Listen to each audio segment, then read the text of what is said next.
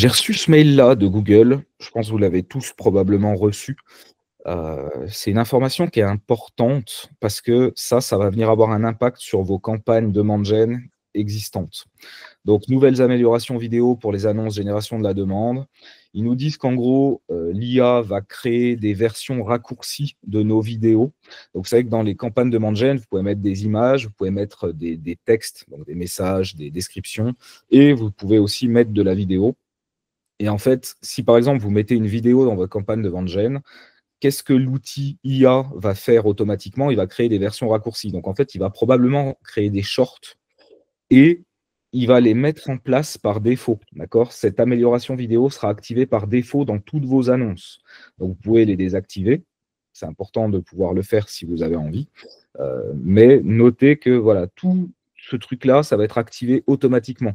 Donc là, vous allez devoir être vigilant sur la performance de vos campagnes de gen. Et si vous constatez une baisse de performance, fort à parier que ça va être lié à ce truc-là. Parce que, bah, évidemment, dès qu'il y a des shorts, on sait que la diffusion sur les shorts, elle est énorme. Google, il pousse là-dessus. C'est un autre moyen pour lui d'augmenter ses revenus. Après, encore une fois, ça augmente ses revenus. Si ça augmente les nôtres ou ceux de nos clients, c'est OK, il n'y a pas de problème. Mais si ce n'est pas le cas, évidemment, ce n'est pas bon. Et là, le fait qu'il l'active par défaut, il faut être hyper vigilant par rapport à ça. Donc, dans les jours qui viennent, vérifiez bien si vos campagnes de gen, elles ne commencent pas à avoir une baisse de performance. Allez vérifier si ce n'est pas lié au fait que Google il a créé des shorts et qui diffuse beaucoup plus sur la vidéo, sur les shorts. Et puis ça, c'est quelque chose qui intervient dans un contexte. Alors peut-être déjà, je vous partage ça avant. Donc en gros, il vous explique qu'est-ce que va faire l'outil. Donc l'outil, il va créer des vidéos, des vidéos plus courtes. Il va aussi faire la même chose sur des images générées. Donc vous, si vous avez fait un bon travail pour avoir des super créatives images et qu'elles sont vraiment pertinentes, performantes, méfiez-vous parce que là encore, il est susceptible d'aller créer des variantes ou des images qui pensent lui être bonnes. Ce n'est pas forcément le cas et vous devez faire hyper attention à ça. Moi, ce que je vous recommande par principe, ça va être de plutôt désactiver les options automatiques et de faire vous-même vos tests. Après, encore une fois, tout dépend du contrat que vous avez avec un client. Je parle de l'hypothèse que vous êtes freelance, mais si vous êtes in-house, c'est pareil. Si vous avez un petit contrat, peut-être que ça peut être bien d'avoir les options automatiques de Google, mais il faut les surveiller activement pour être sûr que ça ne fasse pas n'importe quoi. Si vous avez un contrat, vous êtes bien rémunéré, vous avez le temps, moi je vous recommande de désactiver toutes les options par défaut, tout ce qui est recommandations automatiques, génération d'annonces, d'images, de vidéos automatiques. Et par contre, de vous-même faire ce travail de se dire, OK, j'ai suffisamment de données sur les vidéos ou les images qui sont là, les trucs qui sont les moins bons, je les dégage, je crée des nouvelles créatives et je les mets dans la bataille pour que de nouveau, ça auto-apprenne. Donc voilà, ce que je voulais vous dire aussi, c'est que tout ça, ça intervient dans un contexte un peu plus large. Là, il va y avoir une grosse modification chez Google. Globalement, on a des campagnes vidéo, on a des campagnes de gen, d'accord? C'est deux trucs différents. Et puis en fait, on se rend compte que Google il est en train de mettre de la vidéo de plus en plus dans les demandes gen. Et puis ce qu'ils nous disent, c'est que là, je crois que c'est à partir d'avril, les campagnes vidéo pour l'action, ça va être migré vers les campagnes de gen. Donc ça veut dire quoi? Ça veut dire que avant on avait demande gen, puis avant on avait vidéo. Vidéo, il y a plein d'objectifs que tu peux faire là-dedans. Tu peux faire de la vue, tu peux faire de la séquence, tu peux faire de la notoriété et tu peux aussi faire de la vidéo pour de la conversion directe, ce qu'ils appelaient les campagnes vidéo pour l'action. La partie vidéo pour l'action, ça va disparaître et ça va devenir demande gen en fait. Ils vont intégrer tout ça dedans. Et en gros, demande gen va devenir de plus en plus une campagne qui fait de la génération de demandes. Ça a toujours été son objectif, mais la brique vidéo va vraiment venir s'intégrer là-dedans. Donc, toujours pareil, et c'est un peu la même réflexion que ce que je viens de vous dire précédemment. Si vous avez un contrat dans lequel vous êtes bien payé, vous avez le temps de faire les choses, moi je vous recommande toujours d'avoir plutôt demande gen pour la partie image et d'avoir des campagnes vidéo pour la partie vidéo. Moi, mon framework de pensée, c'est toujours le même. Tu es toujours meilleur quand tu as des campagnes monocanales parce que tu maîtrises mieux le truc. C'est mieux d'avoir des campagnes monocanales et de multiplier les campagnes plutôt que d'avoir des campagnes fourre-tout. Moi, je le vois, c'est mon expérience. Peut-être vous avez une expérience différente, mais dans 98% des cas, j'ai des meilleurs résultats quand j'ai 5 ou 6 campagnes chacune sur un seul canal, plutôt que d'avoir une PMax qui gère tout. Maintenant, tout ça dépend évidemment de si vous avez un client et combien vous êtes payé. Si tu es payé suffisamment, tu peux avoir le luxe et le temps de faire des campagnes single canal et d'optimiser tout ça tout bien comme il faut. Si tu n'es pas payé beaucoup et que c'est un petit client et que tu es payé 500 balles par mois, bon, bah, peut-être que là, effectivement, tu feras plus des campagnes qui regroupent plusieurs canaux et tu peux compter un peu plus sur les outils de Google automatisés. Le tout, c'est d'être vigilant. Voilà ce que je voulais vous dire déjà dans cette première partie. Je vois qu'il y a une première question. Ouais, du coup, en fait, ce que tu dis, c'est que du coup, les campagnes vidéo où tu avais un objectif de conversion, elles y seront plus, en gros, c'est ça? Et du coup, tu vas utiliser les campagnes vidéo que pour de la notoriété, en gros, c'est ça? Alors, il y a plusieurs objectifs. Notoriété, oui, c'en est un, mais il y a aussi une notion de portée, il y a aussi une notion de… moi, tu vois, je me sers des campagnes vidéo. Moi, par principe, j'aime pas trop le pré-roll. Alors, c'est vrai pour moi, puis c'est aussi vrai pour les clients. J'ai plutôt tendance à le déconseiller parce que le pré-roll, les gens, ils aiment pas. Tu viens pour regarder une vidéo, on t'impose un truc avant. Moi, ça me rend fou. Vraiment, d'ailleurs, j'ai YouTube Premium parce que je supporte pas toutes les pubs qui te foutent. C'est insupportable. Donc, j'ai plutôt tendance à déconseiller ça parce que j'ai vraiment l'impression que ça saoule les gens. Par contre, moi, je me sers des campagnes vidéo pour faire du SEO payant sur YouTube. Le type de campagne que j'utilise, c'est, tu vois, tu as ta vidéo ici, puis tu as les recommandations ici. Moi, je vais avoir le sponsorisé et faire que je suis une recommandation, je suis la top recommandation au-dessus. Et en fait, c'est relativement non intrusif, mais ça me permet par contre d'avoir plus de vidéos qui sont vues. Et ça marche hyper bien, puis ça me coûte un truc comme 3 centimes la vue, je crois, 3 ou 4. Donc, c'est vraiment hyper intéressant. Donc, je suis en numéro 1 dans les recommandations. Quand quelqu'un fait une recherche sur YouTube, je vais tomber souvent dans les premiers résultats aussi qui vont être recommandés, un peu comme si tu fais du SIA dans le search, en fait. Tu apparais au-dessus dans les top résultats. C'est sponsorisé, mais c'est hyper discret. Et du coup, ça marche plutôt bien. Du coup, en général, tu la règles comment ta campagne quand tu veux faire ça? Donc moi, c'est souvent des campagnes sans objectif que j'utilise sur le réseau YouTube uniquement, avec une stratégie au coût par vue. Et je prends des annonces vidéo type in-feed, contrairement à l'autre qui va être du pré-roll, en fait, où tu mets des pubs à l'intérieur d'un contenu vidéo qui n'est pas le tien. J'ai un groupe d'annonces. Tout ça, pour ceux d'entre vous qui ont accès à l'accélérateur, c'est tout démontrer, expliquer comment je fais mon marketing pour moi. Mais globalement, j'ai un groupe d'annonces par ciblage. Donc là, c'est des audiences de gens qui vont aller voir des sites de… Tous les gros sites d'actualité. Bah, je me dis que tous les gens qui vont lire ces trucs-là, bah, moi, j'ai aussi envie de les choper avec mes vidéos. Je vais aller chercher des gens qui ont l'application qui est installée sur leur téléphone. Pareil pour l'application. Qu'est-ce que j'ai d'autre comme ciblage? Des gens qui peuvent faire des recherches sur des gens qui vont regarder des vidéos de chaînes concurrentes. Donc, voilà comment moi, je fais de la publicité vidéo. Alors, pour certains clients, parfois, s'ils me demandent si c'est imposé, là, j'ai une cliente notamment qui me dit oui, on a besoin de faire de la notoriété, j'ai envie que tu nous fasses du non skippable. Donc, elle m'a fait une vidéo de 15 secondes, c'est non skippable et c'est diffusé obligatoirement avant de voir la vidéo que tu avais demandé. Je ne suis pas hyper fan, mais c'est une demande du client et c'est important pour eux, donc je le fais.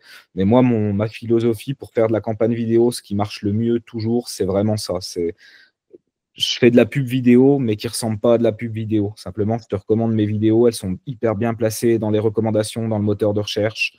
Et tu payes une bouchée de pain pour ça. Et c'est hyper rentable.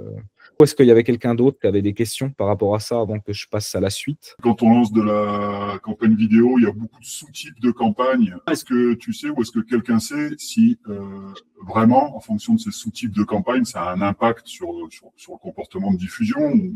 Est-ce que j'en choisis un? Est-ce que d'après toi, j'en choisis un et j'y vais et je les teste? Ou est-ce qu'il y a vraiment des choses à éviter ou je sais pas, On va les regarder. Alors, déjà, avant de créer n'importe quelle campagne, il demande un objectif. Alors, ouais, là, j'ai fait sans objectif spécifique. C'est ce que je choisis de manière générale aussi. Donc, ensuite, tu vas sur vidéo. Et là, tu as plusieurs choses. Alors, visionnage de vidéo, là, c'est vraiment l'indicateur, ça va être le taux de vue, en fait. Ça va être le taux de vue, le nombre de vues. Il va se concentrer sur le fait de te faire le plus de vues possible.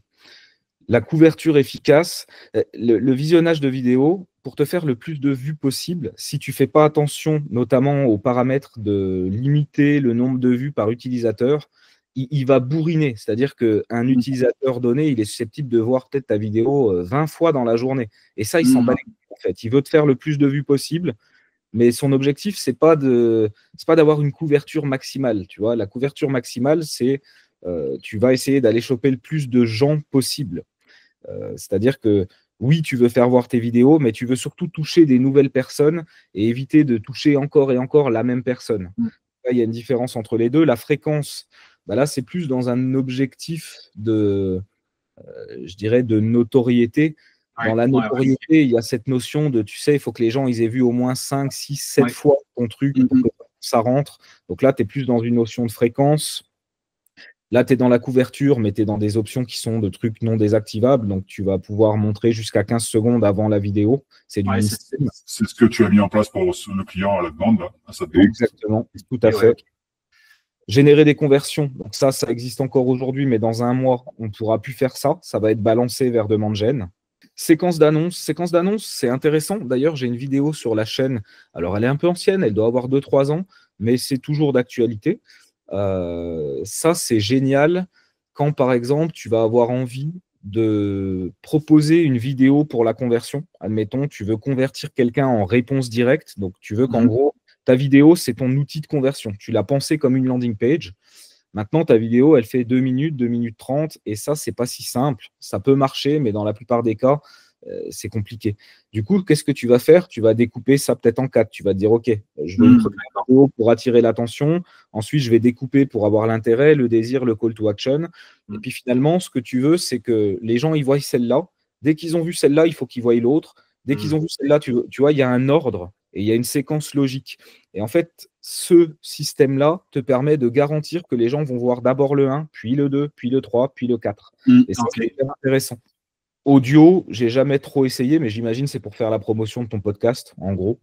Ça, c'est du ciblage contextuel. En gros, tu donnes des mots-clés, c'est considéré comme des mots-clés en large, puis c'est des mots-clés par rapport à la thématique de… Tu vois, si tu cibles sur YouTube, si tu cherches, si tu mets des mots-clés comme Google Ads, PPC, publicité Google, bah, en gros, ça veut dire quoi? Ça veut dire que il va essayer d'aller diffuser tes vidéos proches de vidéos qui parlent des mots-clés que tu parles. Après, c'est du ciblage large. Donc, Google, tu sais comment il est en ciblage large. Hein. Ça peut aller très loin. Le mec te parle de Facebook, il peut te montrer parce que c'est du marketing digital. Je vais aller dans les emplacements. Et c'est là où tu cherches. Tu vois, tu peux chercher par une vidéo ou par une chaîne YouTube. Tu vois. Ouais, voilà, tu vois. Donc là, je vais pouvoir cibler sa chaîne. Et ça veut dire quoi? Ça veut dire que tous les gens qui vont regarder des vidéos de sa chaîne vont voir en recommandation mes vidéos. Et tu vois, je pourrais faire ça sur d'autres chaînes. Et donc là, tu as le côté chaîne YouTube, mais tu peux aussi faire ça et sélectionner tout un tas de vidéos YouTube. Et du coup, c'est pareil. Dès que quelqu'un va voir, par exemple, cette vidéo-là, tu peux être sûr que moi, je vais être la première recommandation de vidéo suivante. Ouais, juste petite question sur ce qui est poussé derrière en annonce dans ta stratégie in-feed. Est-ce que au final c'est l'envoi sur le site ou tu pousses une vidéo de ta chaîne, juste pour bien comprendre? Je pousse une vidéo de ma chaîne. Il n'y a pas d'envoi vers mon site, en fait. Ce n'est pas de la vidéo pour la conversion. La vidéo pour la conversion, c'est ce qui te permet d'avoir un call to action qui te permet d'envoyer vers un site. Là, en l'occurrence, moi, ce que je veux, c'est de la vue de vidéo. En fait, il y a 2 choses que je veux. Et il y a 2 choses que ça m'amène, cette stratégie. La première, évidemment, c'est du business. Et ça, c'est l'objectif principal. Ensuite, le deuxième chose, c'est que ça m'amène du social proof. Ça m'amène un max de vues et ça amène énormément de crédibilité au fait que, voilà, quand les gens ils viennent voir une vidéo, qu'ils se disent ouais, c'est brillant, c'est cool ce qu'ils proposent, et qu'en plus ils voient en dessous 30 000 vues, ils se disent waouh, c'est impressionnant. Et même si c'est inconscient, je sais que ça joue. Moi, je pars du principe que quelqu'un qui voit une vidéo, c'est la même vidéo, c'est la même qualité, c'est la même contenu. Il y a une vidéo, elle a 100 vues, et l'autre, elle en a 24 000. l'impact n'est pas le même. Parce que j'avais en tête, mais peut-être que je me trompe, que le Video for Action, c'était uniquement sur de l'in-stream. Mais là, en faisant un petit tour sur Google, je vois que, par exemple, j'ai tapé juste Google Ads, je vois de la pub, du coup, in-feed, et ça m'envoie sur le site. Ça m'envoie pas sur de la vidéo. C'est à d'où j'ai eu mon petit doute là. Alors attends, toi tu parles de vidéo in-stream, de vidéo stable ou... Oui, en fait, ma question c'était, est-ce que le format in-feed a le choix d'envoyer sur une des vidéos que tu sélectionnes de ta chaîne, ou tu peux envoyer sur ton site également? Non. C'est fait pour voir des vidéos, c'est fait pour pousser des vidéos, c'est du SEO payant YouTube. Ouais, ok. Et parce qu'en fait, là, en allant sur YouTube, en allant dans une catégorie, je vois de l'in-feed, mais qui envoie sur des sites directement et qui pousse pas une vidéo. Du coup, c'est vrai que je me pose la question, est-ce que ça, c'est du vidéo for action? Mais justement, ce qu'on disait, c'est que le vidéo. C'est pas de la campagne vidéo, c'est pas du in-feed, ça doit être Ah, soit... du discovery. Ouais. Qui mentionne. Ouais. Ok.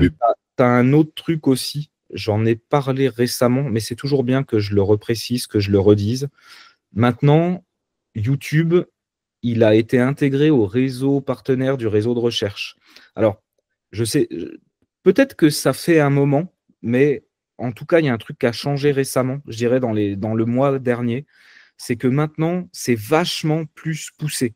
Et en fait, des fois, tu fais une recherche sur YouTube, admettons, tu cherches, je sais pas, Google Ads, tiens, et puis en dessous, tu vas avoir comme une miniature vidéo et comme un titre de vidéo, et puis quand tu cliques dessus, tu arrives sur un site. Ça, c'est l'extension d'image qui a été récupérée de ta campagne search, le titre de ton RSA qui a été formaté comme un titre de vidéo YouTube, et ça, c'est du search. Ok, parce qu'effectivement, là, j'ai le cas, j'ai une pub sur YouTube faite par Google Ads. Ouais. Il pousse vers Google Ads et effectivement, on a une miniature. On a vraiment l'impression que c'est vraiment immergé, hormis la petite mention sponsorisée. Ouais. C'est vraiment immergé à l'intérieur. C'est ça. Et bien ça, c'est parce qu'il y a du search et que tu as les partenaires du réseau de recherche qui sont activés et qu'il y a une extension d'image. Ça te rend éligible pour aller faire ça sur YouTube. Petite question niveau budget. Tu recommandes quoi? Moi, je suis dans un cas où c'est B2B assez niche quand même, mais on a pas mal de vidéos YouTube et on a beaucoup de leads qui sont venus de ça. C'est des vidéos vraiment pensées YouTube, quoi. Je sais pas trop en termes de budget, j'imagine, faut pas forcément mettre beaucoup, mais Bah, alors, ça dépend. Là-dessus, il n'y a pas de règle. Maintenant, la question que j'ai envie de te poser, c'est combien tu as de vidéos qui sont vraiment bien, qui donnent des commentaires, où tu sens que derrière, ça génère des leads. Si la réponse, c'est 5, tu n'as pas besoin d'un budget de fou. Si la réponse, c'est j'en ai au moins 20 des comme ça, bah, tu peux commencer par mettre un budget à 50 balles par jour, puis tu mets tes 20 vidéos, par exemple. Alors évidemment, tu vas avoir très peu de vues par vidéo, parce que bah, tu as un petit budget pour beaucoup de vidéos. Et puis après, tu affines en fonction de ce qu'a l'air de donner le plus de résultats, ce qui marche le mieux. Tu peux enlever des vidéos et au fur et à mesure où toi, tu as des résultats financiers et des leads et des ventes qui rentrent, tu vas aussi pouvoir te dire, ah bah, en fait, elle est hyper rentable, la pub vidéo, et tu vas vouloir monter ton budget. Maintenant, il y a un truc qui est difficile avec ça, c'est que faire la liaison entre une vue de vidéo et un lead, c'est quasiment impossible. C'est hyper dur parce que l'attribution d'un lead par rapport à une vue de vidéo, aujourd'hui, Google, il est dans les choux avec ça encore. donc en gros, tu mets plus de patates sur les vidéos où tu sens qu'il y a du potentiel déjà, et finalement les vidéos qui marchent pas bien, plutôt de se dire bah on va essayer de les booster un peu artificiellement, tu les next un peu. Non, si elles marchent pas, c'est que a priori elles marcheront pas en pub non plus. Ok. Et sur des vidéos où tu trouves que le sujet il est hyper intéressant, mais que l'accroche pas trop, pareil, des fois, tu as des vidéos comme ça où tu te dis, putain, le contenu, les gens qui regardent ça, je pense qu'ils peuvent être vraiment super chaud de bosser avec moi parce qu'il y a vraiment une vraie expertise, mais peut-être que l'accroche ou le sujet de base est moins sexy, entre guillemets. Ouais. Tu réfléchirais comment à ça? Bah, je ferai de la pub dessus. Ok. Ouais, quand même, tu passes reste. clairement. Même si elle fait moins de vues, ok. Tu vois, là, par exemple, j'ai sorti la vidéo, j'ai sorti ça lundi, je crois. C'est la vidéo sur ChatGPT, recherche approfondie, etc. Alors, elle est longue, celle-là, elle fait 35 minutes. Là, c'est vrai que les dernières vidéos que je fais sur ces derniers mois, c'est plutôt des extraits entre 3 et 10 minutes, on va dire. Celle-là, direct, j'ai été la mettre parce que je sais que les gens qui vont voir dessus, il y a plein de messages implicites, inconscients, un peu cachés que je fais passer dans cette vidéo. Et je veux absolument, celle-là, j'ai mis du budget dessus, tu vois. Il y a beaucoup de messages que je fais passer dedans, mine de rien. Il y a les messages que en bootcamp, on va parler de plus en plus d'IA, et c'est des sujets trending, et je sais que ça va faire qu'il y a des gens qui vont venir s'inscrire au bootcamp. J'explique comment j'intègre l'IA dans mon quotidien et comment finalement, grâce à cette intégration, je gagne en productivité, en excellence, et je vais fournir pour le même prix des prestations supérieures à mes clients. Ça, c'est génial pour aller chercher des leads de prestations. Donc, tu vois, il y a tout un tas de messages que j'ai fait passer dans cette vidéo de manière subtile, sans que ce soit montré, mais que les gens captent quand ils la regardent et qui sont très, très bons pour mon business. Et c'est pour ça que ça, je le pousse à fond. Et en plus, comme c'est un peu trending, comment l'IA a changé mon métier, intégration de l'IA dans le marketing digital et tout, c'est des sujets que tout le monde en ce moment... du coup, je le pousse. Ça, c'est une vidéo, je vais aller lui mettre peut-être bien 100 000 vues. Ouais. Parce que ça évolue super vite. Et du coup, juste techniquement, du coup, donc tu as tes groupes d'annonces et dedans, tu as chacune de tes vidéos et tu les mets on-off en fonction de celle que tu veux promouvoir. En gros, c'est juste ça. Ouais, bah, je te remontre vite fait. Je pense que c'est intéressant pour tout le monde. Hein. Vous n'hésitez pas à me dire si à un moment donné, on fait trop long sur la vidéo. J'ai d'autres sujets après. Mais si ça vous saoule, n'hésitez pas à me le dire aussi. En fait, j'ai une vidéo, c'est la vidéo s'adapter à la hausse des coûts de Google Ads. Mais si j'en reviens à ça, j'ai une vidéo et je vais avoir donc 1, 2, 3, j'ai 8 groupes d'annonces et j'ai un ciblage par groupe d'annonces. C'est la même logique que ce que je fais en search. En fait, en search, je te dis, tu as une intention de recherche, une annonce, une landing page. Là, moi, ce qui m'intéresse, c'est d'avoir un ciblage pour une vidéo et ça me permet de pouvoir avoir la gestion de mes enchères selon les résultats que j'obtiens, tu vois, mon taux de vue, qu'est-ce qui marche le mieux dans tous ces ciblages-là pour une vidéo donnée. Je vais pouvoir enchérir différemment. Tu vois, ici, celle-là, par exemple, je l'enchéris plus cher, celle-là aussi. Et puis, ça me permet aussi d'éprouver et d'apprendre au fur et à mesure du temps et à travers plusieurs vidéos quels sont les ciblages qui sont bons et quels sont les ciblages qui ne le sont pas. Au bout d'un moment donné, si je me rends compte qu'il y a des ciblages qui finalement ont un taux de vue dégueulasse à chaque fois, bah, c'est que c'est peut-être pas le bon ciblage pour moi, puis que ça sert à rien, quoi. Je ne sais pas si tu as déjà répondu. Moi, j'utilise la limitation de fréquence et il y a par utilisateur, par vue, par semaine, etc. Est-ce que tu as des maximums à nous recommander? Ouais, très très bonne question. Alors effectivement, j'en ai touché un mot au début, notamment dans les paramétrages, les types d'objectifs, où je disais visionnage de vidéo, il faut faire hyper attention et mettre un capping, parce que si tu cherches la visionnage de vidéo et que tu laisses Google gérer la fréquence à laquelle il va montrer à une même personne tes vidéos, il est susceptible d'aller lui chercher 20 vues à une personne dans une journée, parce qu'il veut maximiser le nombre de vues. Et ça, c'est pas bon pour nous. Nous, évidemment, quelqu'un qui voit ta vidéo 20 fois en une journée, déjà, il te déteste. Et en plus de ça, toi, tu te dis, c'est génial, je fais plein de vues, sauf qu'en fait, c'est aussi des utilisateurs uniques que tu as envie de toucher. Donc, il y a ce paramètre de fréquence. Moi, ce que je recommande, ça va être entre 3 et 5 impressions par jour. Après, tu peux choisir de faire par vue. Tu vois, tu peux avoir ces impressions ou vues. En vue, je vais mettre moins. En général, en gros, j'ai pas envie qu'un utilisateur il voit la vidéo plus qu'une fois par jour. Donc, je vais mettre une vue par jour.